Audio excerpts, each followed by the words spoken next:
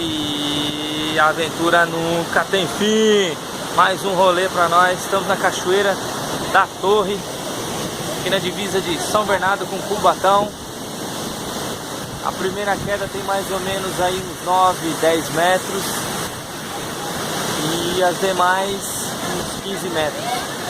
Nós viemos lá de trás, na Cachoeira da Barragem, a trilha do Rio do Ouro. E uma outra alternativa para chegar até a torre, né?